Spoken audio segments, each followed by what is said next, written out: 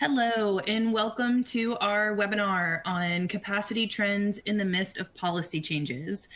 My name is Danielle Roberts, and I am joined here with Zach Strickland, our head of freight market intelligence for SONAR, and Thomas Wasson, trucking expert with FreightWaves, where they will be diving into capacity changes in the midst of some policy updates and changes as well. And we will have a Q&A at the end, but please feel free as the webinar goes through to post in your questions as we go. We may hit them or slot some time, 10, 15 minutes at the end of the webinar to answer all those questions. And with that, I will turn it over to Zach to go ahead and kick this off. All right. Thank you, Danielle, and thank you to everybody who has joined us here today. I'm Zach Strickland, head of freight market intelligence at SONAR.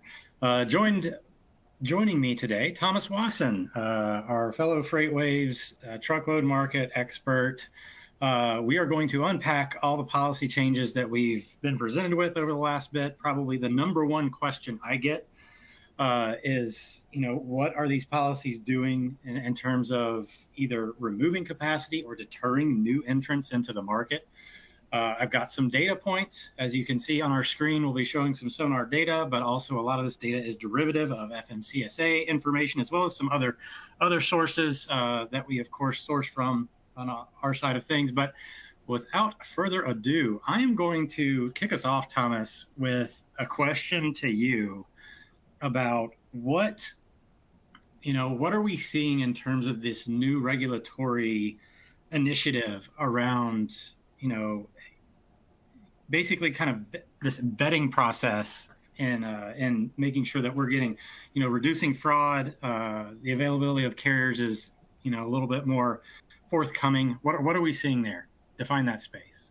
Oh, it's fascinating. A lot of the talk earlier had been about non-domiciled CDL holders, the type of CDL holders, but recent changes with the FMCSA that went into effect in April actually is talking about identity verification. So for those of you who are not as familiar with what's going down, the FMCSA recently rolled out changes to their unified registry system and how you apply for your motor carrier, your MC number, which is your operating authority, the MCS Form 150. And so what was fascinating about these changes is that, it's been a years-long process, but they're adding the third-party ID verification, kind of like TSA. You've got to upload a picture, make sure your ID is correct. You're going to check your address.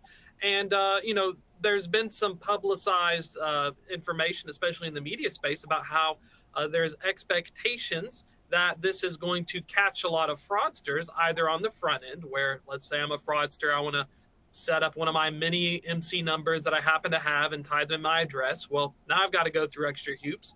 And then on the backside, for the 80 or more thousand motor carrier, 800,000 or more individual unique motor carriers, when they have to renew their forms, they're going to have to go through this same process. We got a double whammy here. The easiest thing to talk about is that the stricter ID requirements are going to be a headwind for truckload capacity, because now fraudsters and folks who just want to have multiple operating authorities and are trying to launder the system, they are going to be targeted, and they're going to have to provide more information that maybe they are unable to share.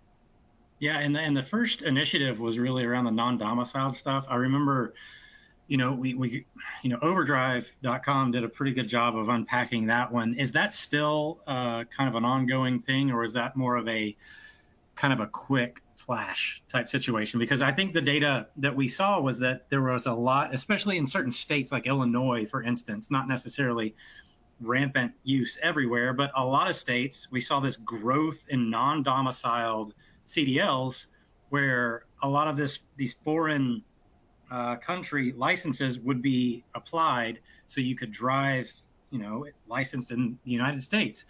Has that kind of gone away, or was that necessarily a big impact as you see it? Well, it's fascinating, because there's going to be one side of the argument that's going to say that non-domiciled CDLs are being a form of labor suppression, cheaper wages, et cetera. It's still a CDL. So the talk about non-domiciled CDLs, states like Illinois, Florida, Texas, California, that is part of a much larger thing. So we're going to have two streams. We have one side, I'm going to dig into the non-domiciled side first, which is impacting the drivers who have CDLs. And then the second one is this ID verification for people who want to start their own companies. So the issue behind a non-domiciled CDL, as I understand it, is that, in order to get it, it is a CDL where you don't live in the U.S. So two states are Mexico and Canada are actually exempt from non-domiciled CDLs because if, let's say, Thomas has a Mexican CDL, an LFC, I can actually, it's recognized as the same status of a CDL in the U.S. So I don't need a non-domiciled CDL if I'm a Mexican or a Canadian driver. However, let's say I came from Ireland or Germany or some other country. Well, I have a work permit in the US. I need to still have a green card. Well, then I can show the proof of my green card, my work authorization, or the fact that I'm staying here, and I can show that I've had an ID, and then I can apply for still have to take the CDL test, still have to go through school, still have to become a driver. It's just that my domicile is not within the U.S. So that's one of the big things you're going to see a lot of misinformation on. People are going to say, well, these non-domiciled CDLs are a special class that are not as well trained. Well, the bigger issue at play here is that they do have a CDL. All of them have CDLs, whether you're domiciled or not. So what we are seeing is a larger problem, which is the quality of drivers coming from CDLs. Some states have third-party testing where verification is self-reported. I could go to Florida. I could probably get me a CDL, and they'll say, good job, Thomas. You did a great job. I'll update the state's website and say you're good to go. There's big issues with that. That's a larger theme that's been happening over the past 10, 20 years, is that the quality of drivers, the non-domiciled CDL is part of a larger issue from my own research and conversations, which is that, fraud, waste, abuse. Ironically enough, states like Texas were more happy to have a non-domiciled CDL because they could at least tell they were at, compared to me paying like $2,500 getting a Mexican CDL and then faking my address, and then it basically shows up in the system. So it's a big old can of worms, to say the least. But that first part, when we're talking about non-domiciled CDLs, it's just a conversation over the type of labor, but it's still a CDL driver, and that's the real uncomfortable part. Yeah, a little bit of politics to navigate here, but let's go into, so the next layer of this is, of course, the language requirement, as people are, probably the follow-up question to, the language requirement question that I get is, how are they implementing this, and what does this really mean in terms of a net impact on capacity overall? I think, the data point that you're looking at here, this is the total trucking authorities. Carrier Details comes in and does a little bit of extra cleaning on this to make sure that we have as updated of information as possible. It takes approximately 2 years to clear, unutilized MC numbers out of the system if they don't self-report. So this does it a little bit faster, but you can see that we had a huge growth during the pandemic, which of course was driven by just the amount of money that was flowing into the truckload space. At this time, you could make a ton of money. It inflated the prices of equipment and all these other things. So it basically inflated the space with a huge glut of capacity that you see has been slowly eroding. And I say slowly, it's actually never... Capacity's rarely ever gone into negative growth mode based on this data. This is a 10-year chart, and you can see it's always up and to the right, and that's because it biases towards growth.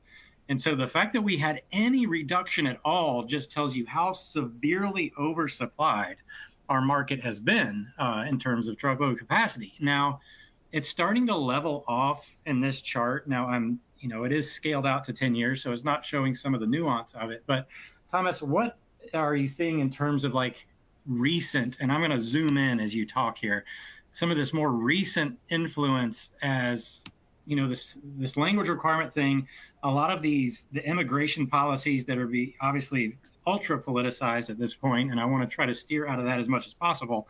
But some of the rhetoric around that was that the language requirement would really have a pretty large impact on capacity overall, as it's just yet another significant barrier to entry. But then there's questions around how enforceable is this, and what are they doing to kind of ensure that this requirement goes into place? Yeah, I'll start with the first part. English language proficiency, we normally don't hear carriers complaining and trying to eat one another, metaphorically speaking, unless it's a tough market. Last time that we saw this big push with non-domiciled was actually 2020. Remember when the pandemic first began and everything? I remember I got laid off from my brokerage at the time. So it was really rough for carriers, brokers, and everyone across the board. When we see this rhetoric, just remember that it's also a downstream of economics. The Great Freight Recession, we thought it'd be over. It's still kind of lingering at the moment. There's a lot of rumblings. Margins are tight. So we're going to continue to see this kind of talk about how can we remove capacity, and English language proficiency and its politicization have been one of those things to say, well, if you can't speak English, some would argue that then they don't need to be on the road. That's one of the things. It's always been in the books. So English language proficiency has been on the books. The key thing is whether it was enforced and enforced with an out of service, being placed out of service. So for people who aren't familiar with trucking, about the worst thing that can happen is being placed out of service, because you have to correct the problem. So normal out of service, let's say I need a tire fixed, right? So I can't drive until the tire's fixed, and the DOT officer says, okay, well, Thomas, you got a new tire. I'm still going to cite you, but now you can drive again. English language proficiency, back in 2016, they made it no longer an out of service thing. You can still be wrote up about it. You can have it cited or something, but it's not going to keep you from driving. Now with the recent moves by the Trump administration and removing that loophole, there's going to be 2 or 3 ways this is going to play out. Very fascinating, because one, if I don't speak English and I'm placed out of service, that's a big problem for the motor carrier, because now I have to send another driver. If I can't continue driving, it's not like fixing a tire. It's not like fixing an airline. If I can't speak English, that driver is just stuck. You're going to have to bus him back. You're going to have to give him a ride back. That's a big problem. Now, people are going to say, well, what's the extent of this problem? Well, you got to catch them first. And so you can have a carrier that has maybe 75% of their drivers not speak English to a proficient enough level, but if their CSA score and their safety score is high enough, it's going to take a while to capture them. So the enforcement mechanism, that's the key thing. We've changed the rules. What we don't know is how well they're going to be enforced, because FMCSA kind of launders down the enforcement to the state level. So you'd have to see a push by state DOTs, kind of like a blitz or something, and then you'd even have to try to give guidance to local state law enforcement. And it's really difficult, because how can I pull over a driver? If I'm following a truck down the road, I can't just tell by the back of his trailer if you're speaking English or not. I got to find some other way to pull you over. Do you have a headlight out? Do you have a tail light out? Is there an issue with an ABS? Is there a tire that's about to go out? So, when we're talking about English language enforcement, we know that it will take drivers out of the market. We know it will be negative towards capacity. It's just really hard to quantify that, because now that we've identified that we're changing this rule, it has to matriculate down and it has to become enforceable. So we will see that eventually. I think, you have to get some anecdotal evidence as well. We're looking at straight data. So, this is a qualitative and quantitative kind of convo, but at the moment, it's really just too early to tell. Yeah, I want to get into the weeds of some of this data too, because I think we've had an interesting thing that I think this language requirement actually addresses in some sense. So we've been looking at total authorities. We've had, roughly a loss of about 80,000 authorities in the for-hire space, by the way. This is not private fleet data. This is just the for-hire market. We've had this growth in revocation. So there's 2 components of the total authorities that we like to look at in terms of gleaning information into the movement of capacity either in or out of the market. And these are operating authorities that we're looking at. So they could be 1 truck or 1,000 trucks. They are basically companies. They're trucking companies that we're looking at. Net revocations is, of course, the total number of trucks that have basically either not been reinstated or have left the market in total. And we count this on the weekly basis. So that's why it's a little volatile here. You got some administrative activity. If they don't want to work in the back office one day, in the FMCSA, then they don't do as much work. So there's a little bit of daily rhythm in here. But overall, you can kind of see the trend here. And this is an interesting component that I want to ask you about, Thomas, is you see the net revocation growth on the back end of 2022 as the market really kind of collapsed. The freight recession really took off there. But of course, a lot of the operating authorities, we did a little study in the back end of this data where we can see that a lot of the operating authorities that left the market early were ones with less than 2 to 3 years of experience. So we kind of removed the lesser experienced operators, the people that got into the market at the top, spent too much money, 2 to 3x for a 3-year-old tractor that is now worth half of that amount, and really over leveraged their situation, probably didn't have enough experience with the industry itself, knowing that it's extremely cyclical and prone to downswings, more so than it is upswings. So lost a lot of what I would call kind of the lower end operators, not as quality. And then we started to level out in 2024, and it looked like we were just kind of churning through the fluff.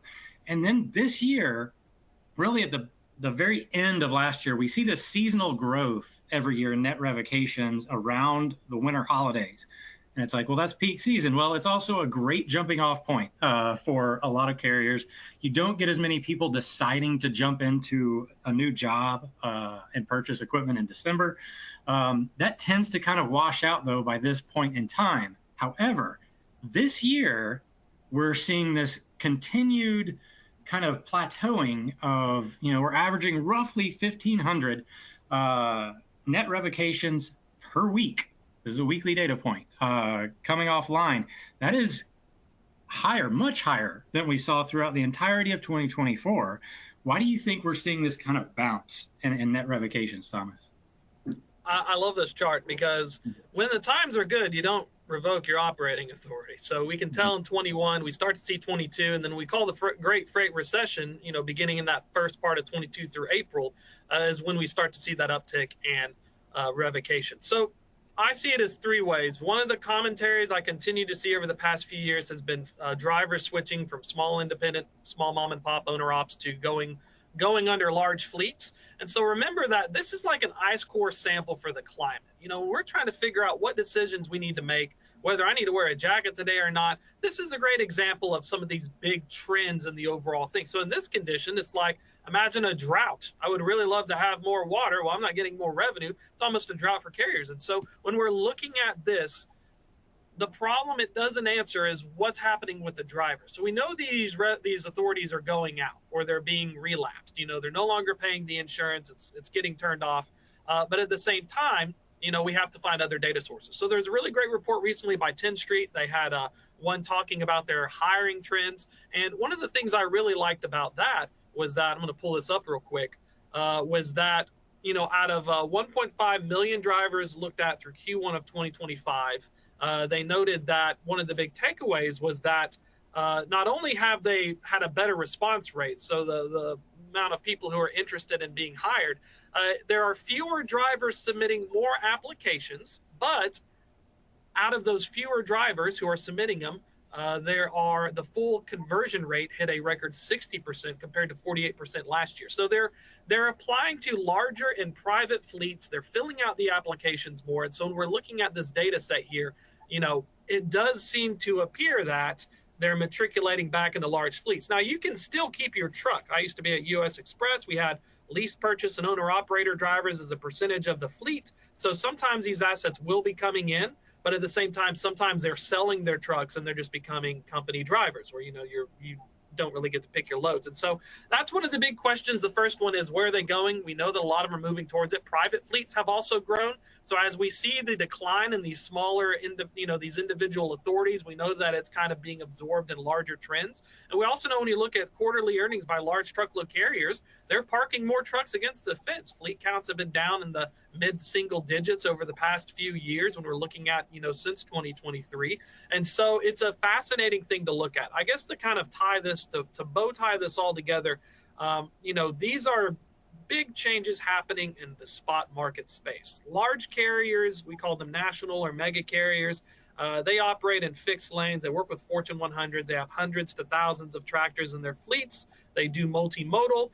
They have been kind of going down a little bit, but their overall trend has not been as drastic as these net revocations, which is a great idea of the health of the owner operator. So yeah, the spot market right now, basically, we're looking at 2025. It was really rough because we had that election coming up, the threats of tariffs, the implementations of tariffs, the rollbacks of tariffs, the pull forward before tariffs in terms of ocean going things, which, small fleet spot market loves to try and get some of that action. So overall, I can completely see why 2025 is bouncing back up, because we were hoping to see an uptick. We were at the bottom of the trough. We were seeing some green shoots, and now somebody just pulled their pickup truck in my driveway. Now my yard's all muddy again. I got to start all over.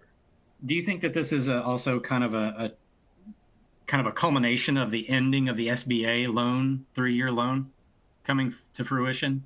Because we're sort of at that point, and we talked about it in terms of last year, where we're talking about where the interest rates are really low, but if they're not making any money, like they could have actually operated for 3 years, literally making no money until they had to start really making money again and paying on their loan. I didn't know if you had any thoughts around that, because that was part of the COVID initiative for small businesses. Oh, yeah. I completely believe that was a factor. Now, trying to ask me specifically what that factor will be, that's going to be tough. We got to go through, tens of thousands of loans. What did you use it for? Did you pay it back? What's the status of it? Do you still have an operating authority? Did you buy a truck? Did you not launder it under the 5 addresses? That's why the FMCSA is now checking all their stuff, because, I could put 5 MCs in my house. It was really easy back in the day. And so we know that was a factor. It's going to show up in spot market data in terms of rate, and similar to revocations and operating authorities and used truck prices. If you see a big old drop of tractors that are between the years of 3 to 5 or 7 years, you're going to see that reflected in prices. So we know that it is a factor, but we have to look at it from the angles to kind of figure out the extent. And that's one of the big underreported trends that you brought up, was what's the impact of these loans. I mean, I remember during COVID, I have to pay on my mortgage. I have to pay on credit cards. I didn't have to pay on student loans. It was like at least 2 years where you could keep applying for things. And so for some of these businesses, I could completely understand if you would take advantage of it. It's just one of those things where if someone said, Thomas, I need to know a number, the answer is, we know it happens, but that would require a few months of digging. Yeah. So I think, kind of for context, I think this is something that a lot of people don't realize.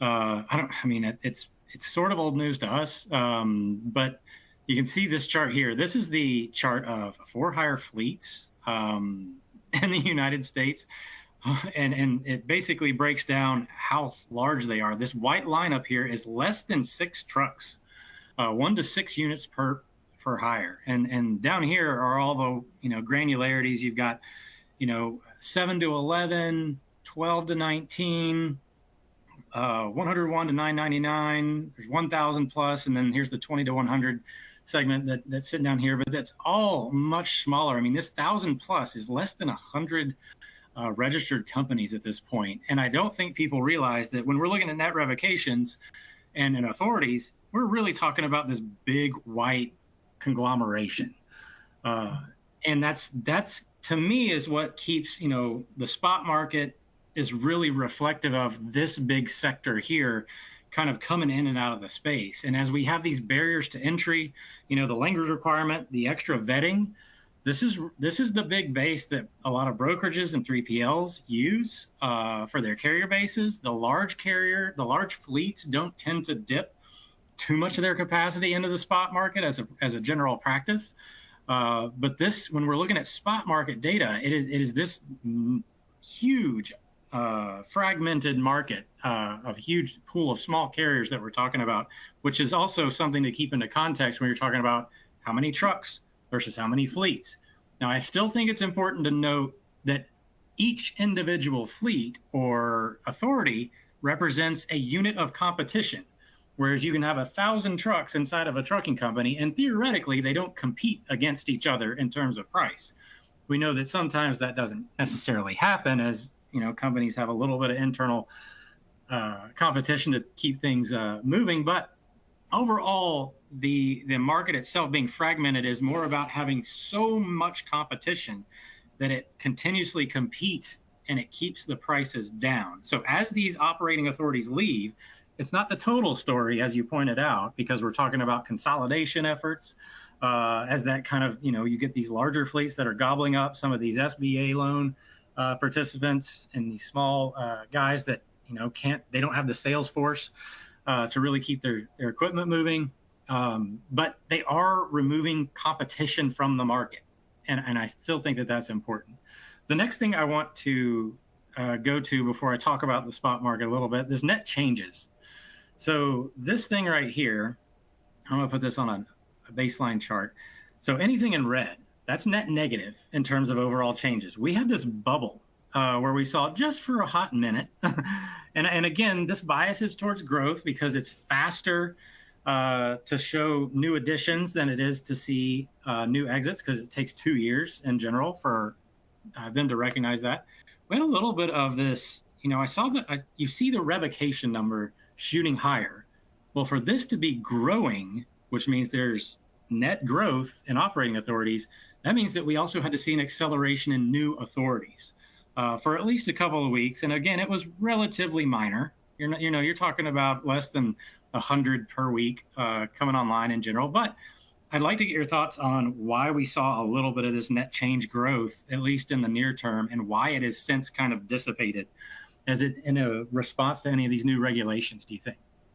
Oh, definitely. Those are the green shoots I was talking about. Yeah. And when we're looking at it, December is usually a rough month. A lot of drivers, I used to manage drivers. They didn't even like driving in the winter. They'd call me back saying, I'll reapply, come back in the spring. So I've had some small fleets just like take 2 or 3 months off. It depends on if they need money, of course. But kick it all the way to all. Go down there past 5 years, because I'm going to bring up a larger point, and then I'm going to tackle on to the impact of the potential regulatory.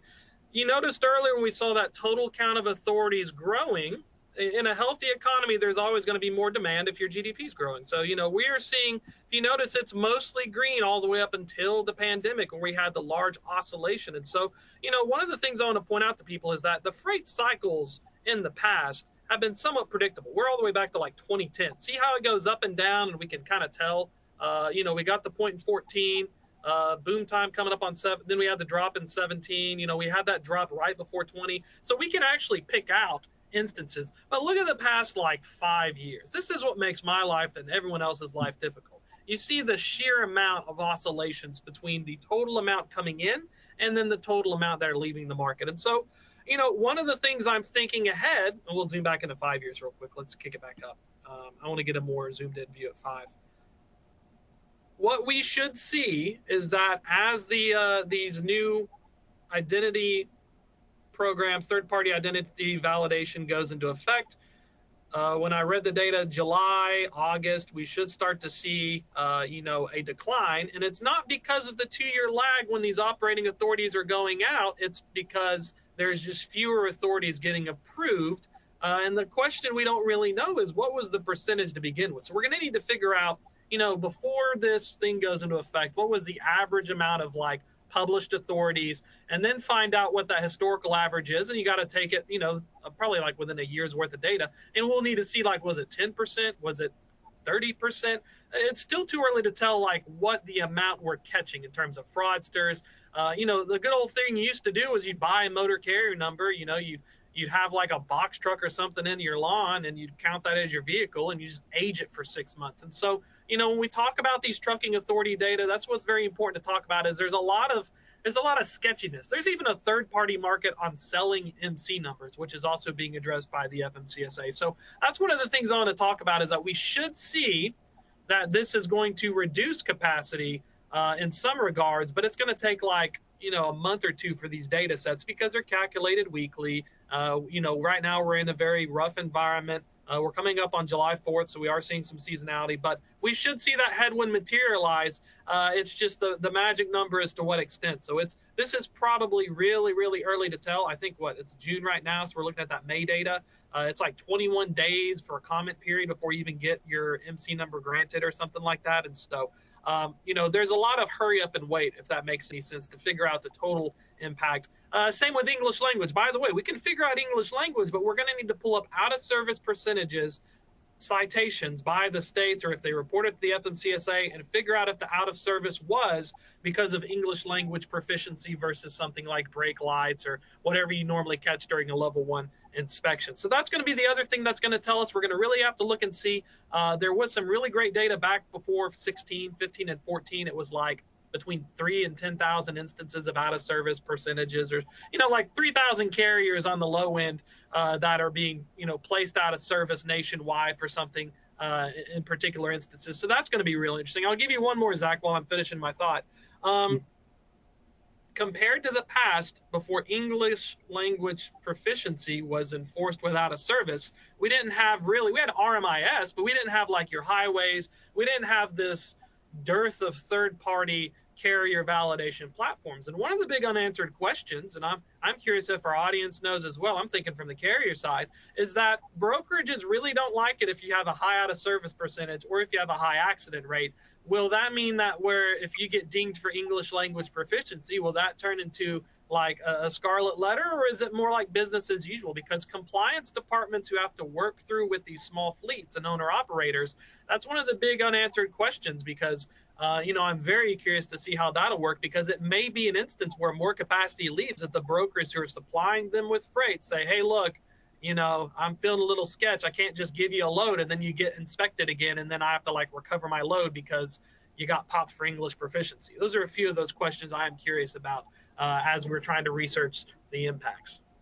Yeah, I think I totally agree with you in terms of like the speed with which we're going to see this manifest in the data sets, especially the ones we're looking at here, the FMCSA data sets. There's a lot of bureaucracy involved here. There's some administrative functionality that slows this data.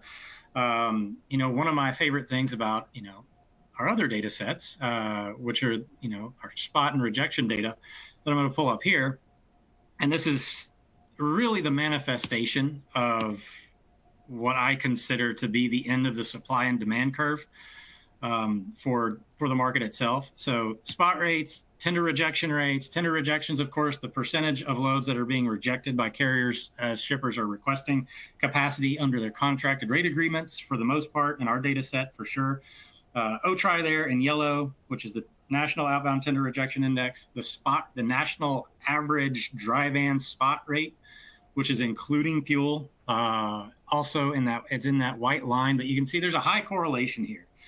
But what I like about, this chart, and I kind of want to pull it back a couple of years here, because I think it'll smooth it out a little bit, but it'll also show you that there's been a gradual crawl. You can see it less so in the spot rate, because spot rates tend to be a little bit, muddy. You're measuring lots of things in a rate in terms of network availability and all these other things going on. In terms of cost, insurance, you've got some inflation in there naturally, fuel prices in this one specifically, which are kind of keeping it flatter. Then I'll show you here in a minute the one without fuel. But the tender rejection rate has been slowly moving higher. About May of 2023, it is where it bottomed out at 2.58%, which is basically an automatic accept function for a carrier to just take that much of the tendered requests. Now we're up around 5.85%, and we've been kind of sticking, as I bring it back into the recent year, we've been sticking around this 6 percentage point over the last bit. Now, Thomas, the thing about this is that, okay, 6%, 5%, 6%, that's not a huge difference. Even the difference between 3 and 5% rejection rates, that's probably not enough. And it's probably why we're not seeing spot rates, surge outside of some of this seasonal mountaining you see here in the middle of the chart, which occur around this was the most active peak season we've had in terms of rejection and spot rates since the end of the pandemic era in early 2022. The rejection rates jumped over 10% for the first time since 2022 around the holidays. And then we had some winter weather. The responsiveness here has become much more. And the fact that we're staying up above 5%, despite the fact that we've seen truckload demand fall apart over the last year.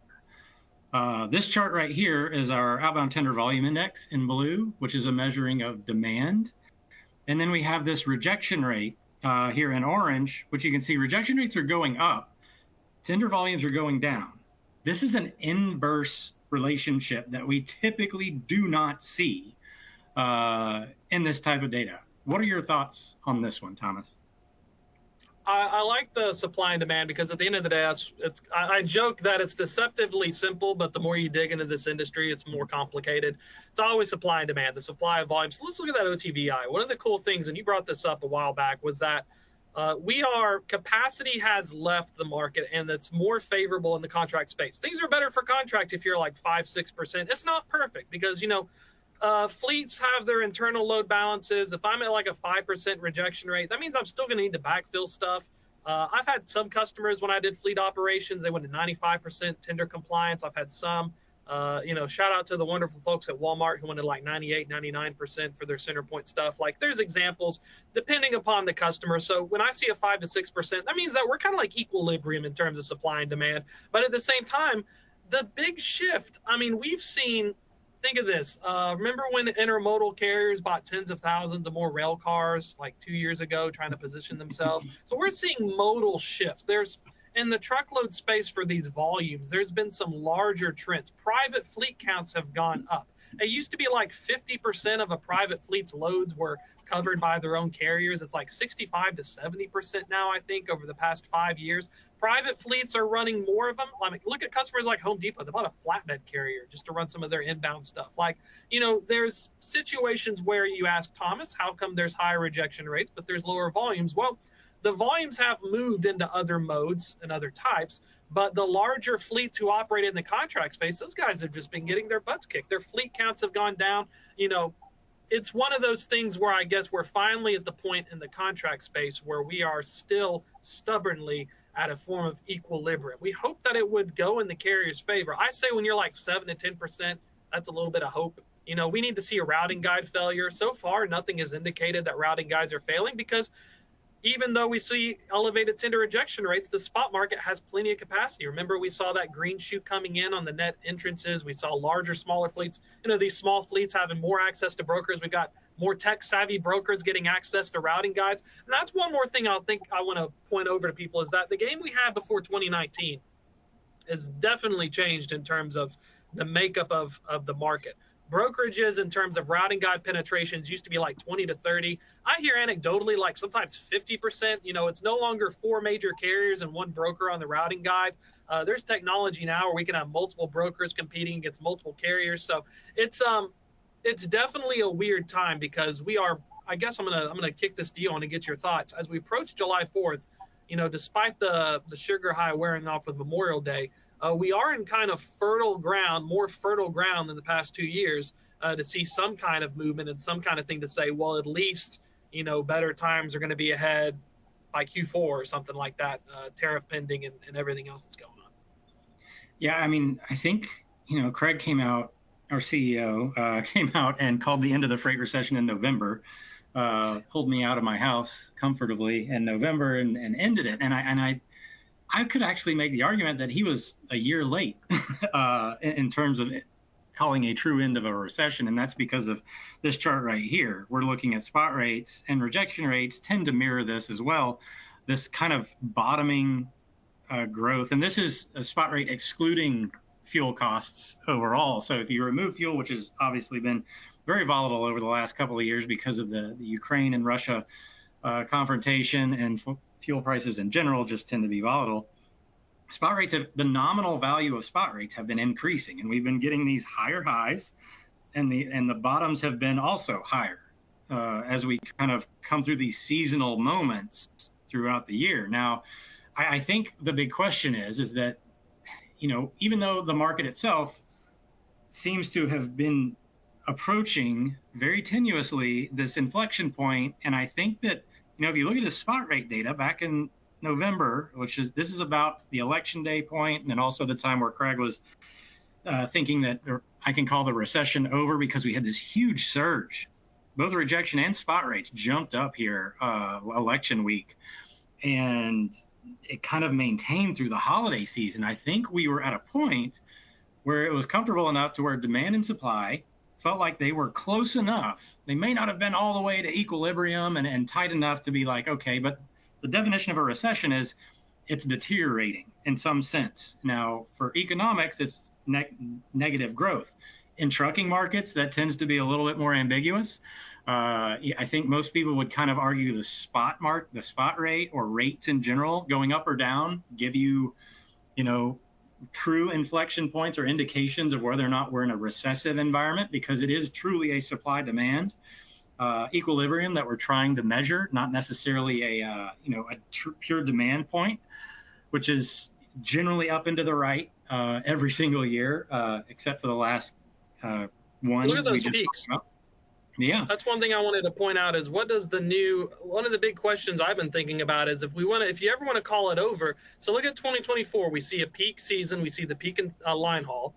We've got July 4th, so we see a little bit of a higher peak compared to the last July. And so yeah, you're completely right. When we call the end of it November, look at that 2025 peak. And now we have a Memorial Day bump, which is, if you notice on the previous ones, very subdued. And I would argue this, and I think this is the biggest question going forward, is going to be, what does it look like for the upswing? Because you notice on the far left side of that data, we have really, talk about dropping a bowling ball on the data set when you have like coming down off of the pandemic. And yeah, see on the green right there, that's 2022. So we almost have to remove 2022. And then the next question is going to be, what does mission accomplished? Yeah, let's get that out. Yeah, here we go. What does mission accomplished look like? Because if I think of like ACT Research, FTR, if I'm thinking of, other publications, they'll normally try to categorize it as consistent year over year performance gains. And so we are kind of approaching this territory. If you've noticed in 2023, which is at the bottom in that pinkish color, we are seeing a better July in 2024. The next question is, if we're really out of the woods yet or not, is going to be, are we going to see this uptick coming up in July to tell us kind of what's going ahead? Because if you notice, based on these year-over-year comps, check it out. Like we know things are getting better, but it's so hard for people in this industry because we've had 5 years of things were so great, things became really bad, and now we're almost like, oh, so I got to go back to like 2019, 2018. And so it makes it really difficult because, this industry is like dog years. 5 years is like a lifetime in a brokerage and a carrier floor. Like, you got people switching jobs, you've got people getting burnt out. It's a very different kind of world. So I'm very curious to see as well, because if you look at the current data right now on spot rates, I'm telling everybody, touch base with me after July 4th, because if I see the bump and I see it's better on year-over-year comps, I know that an upswing is happening. But how do we define that moving forward? That's the big question, because I think people are going to get their hopes up. And, at this point, it's a game of inches in the trucking space. Tight margins and a few basis points is a W. So these new regulations, which was the point of this webinar, really, I think, they're going to be a headwind to capacity growth, and they're clearly going to probably pull some marginal capacity offline. The thing that we, to get the pure influence of this market in general, we have to look at the demand side characteristics as well. So while we're seeing these regulatory behaviors, I think you have to think about those more in a longer, drawn out sense in the market, because like you said before, it's going to take time for that to have a notable or noticeable influence on the supply side. The supply side was already struggling. This is only going to be these new regulatory practices are only going to weigh on those and press kind of the accelerator on that over time as we move forward. And I think the stuff that you were talking about with the modal conversions, we were talking about the demand side characteristics in this space being very, very challenged right now. Removing, the rejection rates, just looking at this chart of demand, we're 15% down year over year in terms of total demand in this market in the contracted space.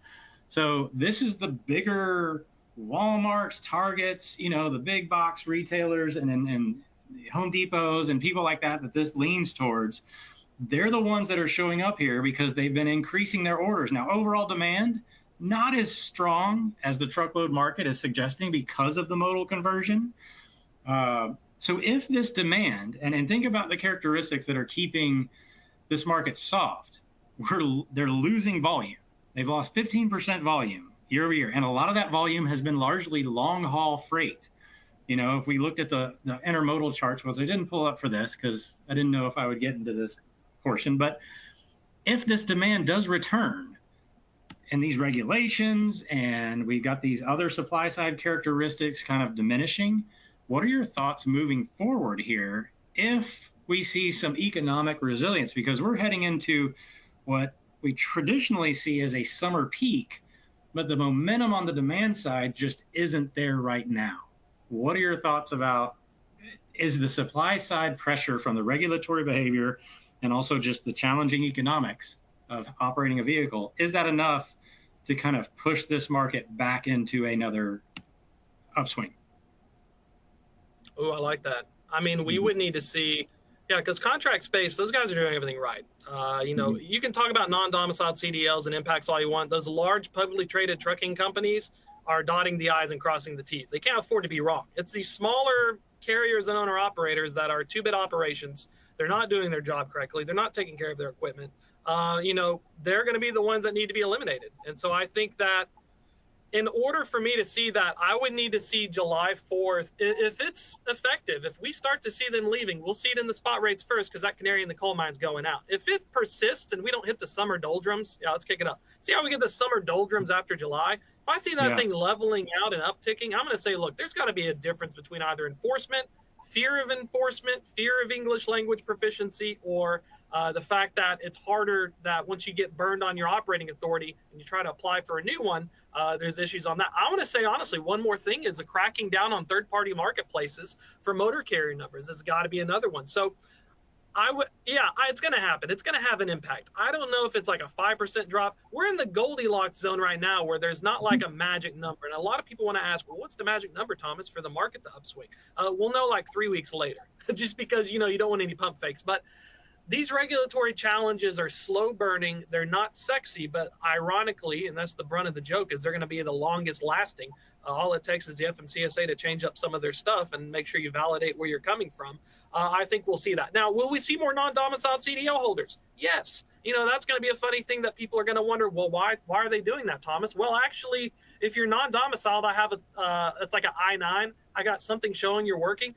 In the eyes of the FMCSA and these state regulators, they're actually excited to know where these people are because there's so many third-party, there's CDL fraud. There was recently some folks in Florida busted in a CDL scheme. And so, these tightening of changes are going to be beneficial. They're not going to be beneficial for the carriers who weren't doing their job right, but I feel confident. I'll bet $50. I feel confident by August or September, if we are trending above, look at that little line right there. If we are at or above July 4th levels on spot rates, we're going to have at least an idea, the canary in the coal mine, the bird that didn't take care of itself, is that things are going to get better. And then that's going to matriculate in the contract space because the contract space is between a rock and a hard place because I can't go to my customer and say, I need another 5% on my RFP when they're just going to say, screw you, I'm going to put it on the spot market and laugh their way to the bank. And so the impacts of this regulatory one, bow tying it all together, it's going to impact small carriers and the brokers who work with small carriers. There's some second and third order effects that we really don't know about, one of them being, what is the extent of the folks who are now being filtered and caught between this filter of third-party validation? So we're keeping some of that from entering the system. The second question is going to be English language proficiency when it hits your out of service. What is that going to mean on your forms? Does that mean you no longer get to work with a broker because they don't want to take the risk? That may be another capacity event. And then finally, all the non-domiciled CDL stuff. Will we see more regulatory pressures on CDL schools, on testings? Because if we constrain the flow of either new carriers, which we just saw, or new people getting a CDL by making it more difficult, we will meaningfully, because this is a high turnover industry. I managed fleets. Half of them quit within 6 months after becoming a first seat driver out of CDL school. It's the nature of the beast. You got to fill the bucket. But in the past 2 years, I've never seen a combination of three factors that were not on my bingo list, but that may actually be a meaningful headwind. And it's normally demand driven for the truckload cycle. So this may be one of the very few regulatory unicorns like the MCA of 1980 and the ELD mandate where we can see a meaningful change. But July 4th, Independence Day, got to keep an eye on that. And I think we'll finally have a better idea because if we see it going back down again, we know that's going to take a few more months for this data to actually show the impacts. Yeah, I'm not necessarily as bullish on July 4th at this point just because of the economics, but I don't want to write it off because the thing that I've been hovering over here in this blue crosshair, that's road check week start. The response to Road Check Week, and the same thing happened last year, but on a lesser extent. This Road Check Week spike was more than the market, whereas last year, the market tightened after Road Check Week. And that is because the economics last year were a little bit more favorable. This is pure responsiveness to regulatory action and an initiative that is going to pull a lot of operators off the road. This right here tells me all I need to know about the influence of regulations and its exacerbated influence. This may not show up on July 4th because the market itself is just not ready. But over time, this is the direction of the market, because this is giving you a signal, and I'm using a little market psychology here before we land this plane. This tells me that carriers are really, really mindful of these new regulatory behaviors. And that means that at some point in time, that's going to come to fruition. And if the economic challenges persist, as we kind of see them doing for the foreseeable future, even as we go through this summer peak, that's only going to make this potential responsiveness from the carrier base increasingly likely as we move forward, regardless of demand conditions. The reason that the truckload market is going to be more resilient to an economic downturn is because it's been in a 3-year downturn already. So that supply line is already moving downward, and we just got a couple of extra hits. So this should manifest in a much tighter market in the next year or so. And the timing, of course, I don't have the magic crystal ball or anything like that. There's been so much moving parts here, but I think at this point, yeah, we might get a little bit of a womp over the summer, but I'm looking at fourth quarter probably to see if this market actually finally hits its equilibrium. So with that, I know, Thomas, do you have any final thoughts before we hand it over to Danielle? I don't think we have any questions, but if you guys have any last minute questions, feel free to throw them in that box and we'll try to answer them. Yeah, I think, some of the big final thoughts is take the data. This SONAR data is great. I've been reporting as an analyst coming up on 4 years now, working exclusively not only with SONAR data, but other data sets. Use the data to also have help it validate your gut. Because if you're a fleet operator right now, there's a lot of big questions. Will my insurance, penalize me if I have this not non-domicile, but if I start getting placed out of service for like English proficiency? There's so many unanswered questions. And so at the end of the day, my advice to folks is that if you're running a very well-efficient operation, if you're a broker, you're picking safe carriers you have relationships with. If you're a trucking company and you make sure your equipment's up to date, your drivers are all doing what they need to be, this isn't a problem for you. A lot of people are going to bemoan and they're going to talk about, don't worry about all the noise. If you're a solid operator with solid relationships and have been in here for a few years, this ain't your first rodeo. But for some of these smaller carriers, the ones that are complaining the loudest, the ones that are coming against it, just keep an eye out. Understand that usually if they're complaining, they might be doing something wrong or they got something to lose. And so we saw that with tariff talk as well and other places. Finally, I'm thinking like OTRI, looking at tender rejection rates and stuff. Continue to keep an eye on that. I always like to say between that 5 and 7%, we're kind of like in that equilibrium. So, from my experience in network design, the big challenge right now is that there's a lot of RFPs. People are trying to implement it. Touch base and see if you're getting your commitments. That's going to be one of the big problems, as well as that, are these carriers and are these folks that they're sending it down to, are they getting more? It's so hard for these larger fleets. So, yeah, I think that despite the fact that with English language proficiency and all this regulatory stuff, the smaller fleets and owner-operators are in a worse shape compared to your large hundreds to thousands of truck fleets who have been literally doing this for the past 20 years. They have legal teams. They have compliance departments that are larger than most small fleets. Those guys are fine. So upmarket, contracted space, those cats are going to be doing okay. At the end of the day, it may get harder to validate some drivers. You got to switch around some CDL schools. But the small fleets and owner-ops, that's going to be the real headwind for these guys. And so pay close attention to the spot market. If we start to see the canary in the coal mine, then we're going to start to see hopefully some broader improvements for these large asset-based companies, because, being like a Heartland and reporting a 104 OR or something like that, that's just not a fun place to be at. These guys are been that way for months, so it's tough. All right, Danielle, can you close us out? Yep. No questions have come in so far. So if anyone does have any questions they would like to ask, now is the time. Our Q&A should be at the bottom of your screen there, so we'll give it a minute or two for some additional questions to roll in. But if no one has something or no one has anything, then we can go ahead and call it a close. All right. Cool.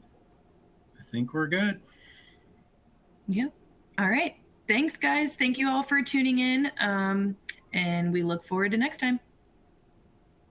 Thanks, Thank you all everybody. so much. And we're out.